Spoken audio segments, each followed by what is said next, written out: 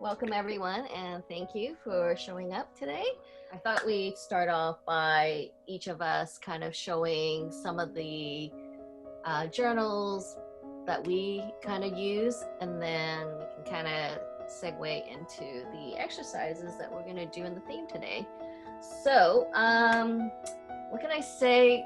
My process, I've always been quite visual, but also behind that, I've always liked to explain the visuals behind it because my father actually is quite an avid photographer. And so for me, I was always wondering, well, who are these people? What are the stories? Because he would kind of collect newspaper clippings, but that would be a separate thing, a separate scrapbook, and then the imagery would be different. So there'd be family imagery, but I had no clue except for the year, but I didn't know the context of it. And then he'd have his old newspaper clippings about what's going on in the world and such. But merging the two was something I was interested in because I'm always interested in people, their lives, their stories, what they're going through. And it's just much more enriching to know when someone produces a piece of art via memory taking through photographs, drawings, or whatever else. So for me, I did start off doing photography as well, and then doing the Dear Diary thing, right? You know, you get the little journal with the little lock. And then, of course, in the early 90s, I believe, scrapbooking was really in. And I really love collecting paper and ephemera, so that was just a natural process for me. So anyways, so I started doing workshops with friends, and you know, my friend was a brilliant scrapbook artist. And so, but what really intrigued me were these little mini books, journals, things you could carry, things that you could collect things in. And so I love pretty paper. So of course, I would have things like this where it incorporated the photography that I did. And I do apologize that this is the only way I can show things. So it was photography, the papers I liked, and over here is a spot for journaling, which I did not do, but that was the concept. But yeah, so this is an example of just collecting images, and on the opposite side would be the idea of writing the story beside it. So very simple, kind of thematic in terms of my favorite photographs. And the line that was here was, there is beauty everywhere each day is what I stamped. So that was the flowers I got from a coworker. So that only took me a couple hours to take that photograph, but you know. So that is a little treasured memory. Then I started getting into what Keiko and I were really excited about pre-COVID. We were thinking we would have liked to have done something where it was more collaborative in terms of having a journal that we pass around, because that's something I had done as well. So this is a journal that I bound myself because I need fancy new tools. And I did again with scrapbook paper.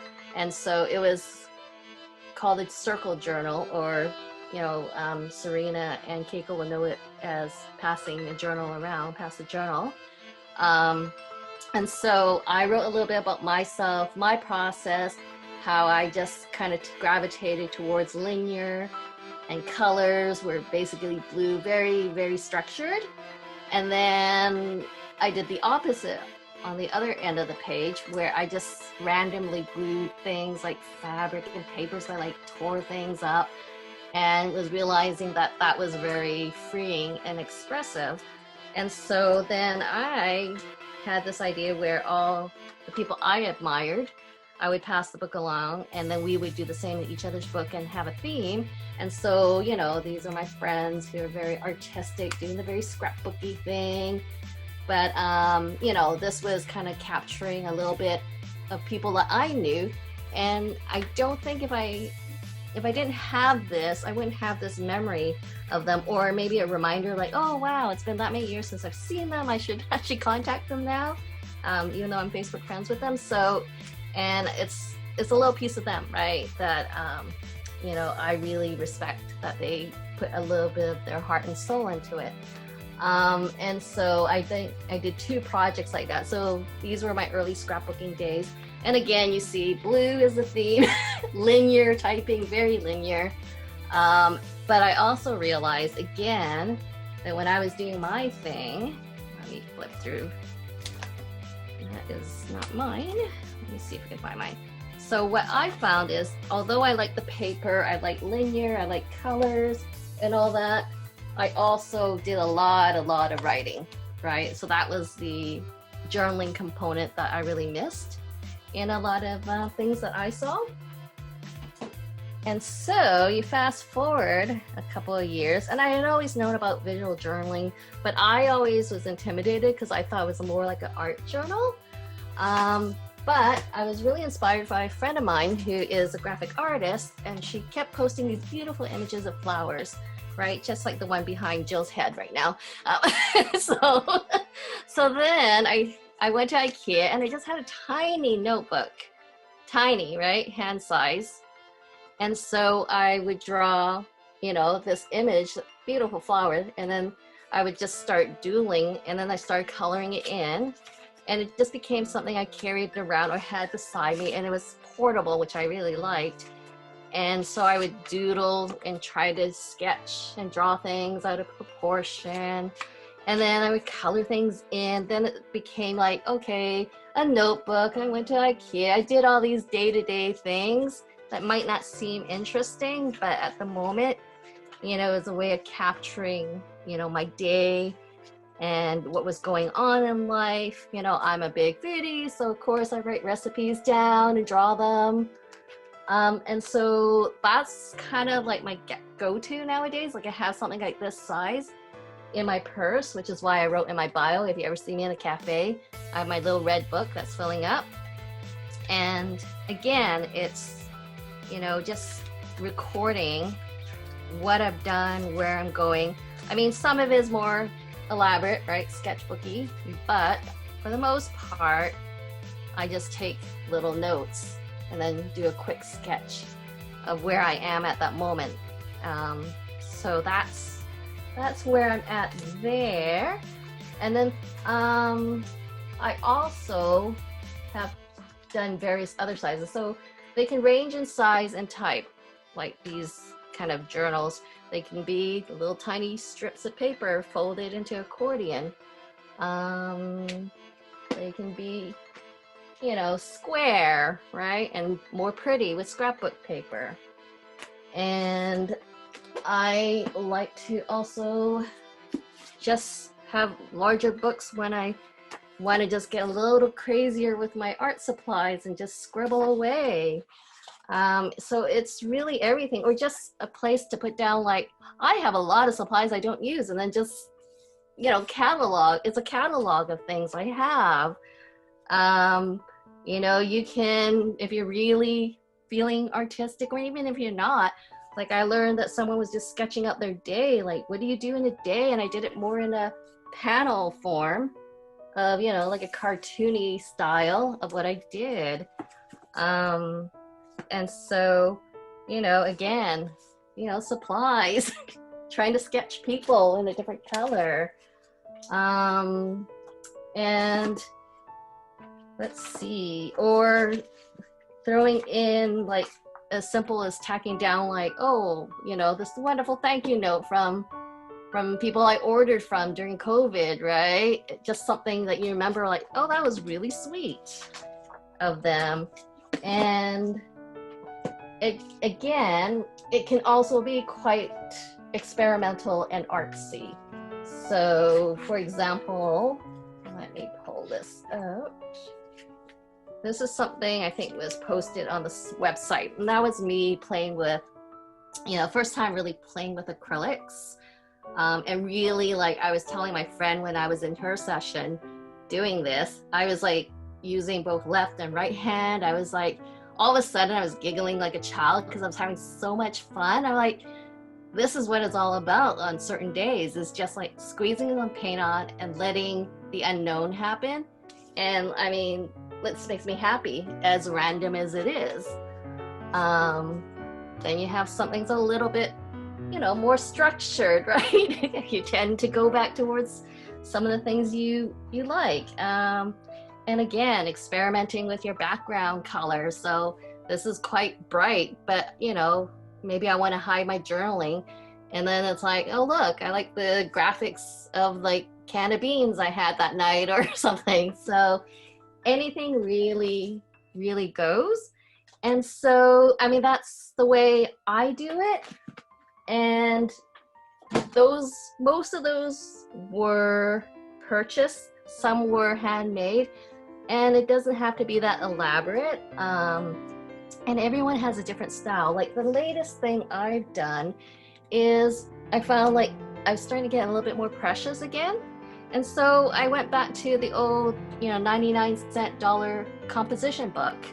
And now I can just, it's not the best paint. It's a dollar store paint, a couple pennies, but you paint a page and go, okay, what's next? Don't know. Take your notes. Make really ugly, what I call ugly art, like when we went out the other day. And I'm going, wow, I need to work on my sketching. But I don't care because it's not precious. I took notes down, wrote down where we were, what we were doing, what time of the day it was. And if I want to, I can collage over it or paint over it or just leave it as is and go, what is irritating about this? Why am I irritated at it? Or is it the memory that counts? And for me, it really is the memory that counts because I can always go over it and do something else. So, again, dollar store paints on the background, right? I love it. I mean, it's like no fuss, no muss. And again, it's just ways of note taking, right? And so that is kind of where I've come full circle from going from the pretty, pristine paper, gluing down the beautiful photograph that took me forever to take, and then getting to that really raw component of just getting down what's going on in my life, how I'm feeling, and embracing it. And I can always go to another journal. Like, I'm very linear and I like to see, like, for example, the last couple months, what do I want to do or what have I been doing? Like, I really don't know what I've been doing. And some people, journal that way. And I realized that for me, I jump around depending on what's available around me, what materials I have.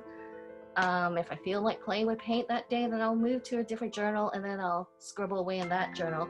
If I don't feel like I have a lot to say, or I just happen to have that red journal or a blank piece of paper and a pen, then it goes onto a scrap piece of paper, cut it out, slap it down.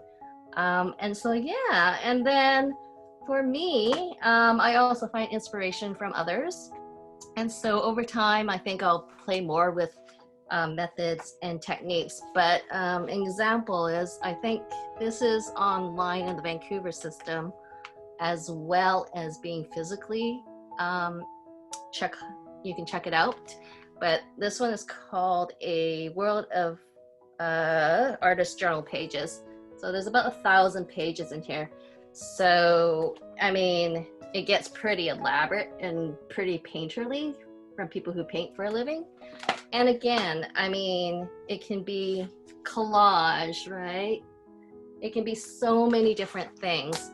So, I mean, those are more things I'm excited to eventually explore. Or it can just be, again, just simple white and black, which is just, to me, stunning. Or even, like, I don't do a lot of color, but hey, that's really exciting. But also, they don't use their own handwriting per se, so they type out things, which is fine. It's whatever your process is at the moment, and just really having fun, and also kind of exploring. Like, this is, like, I love this, just gluing down anything that comes in your day and having pockets. So it just runs the gamut what it is. So for me, the written word is just as important as the imagery. And so for some people, they just collect the images and they just glue down all the different things that they have collected and are special for them. So, and that can be just as meaningful as well. So, for me, visual journaling is whatever really works for you. So, those are some of my examples. So, and that's my process. So, I'll let Serena take it from here on how different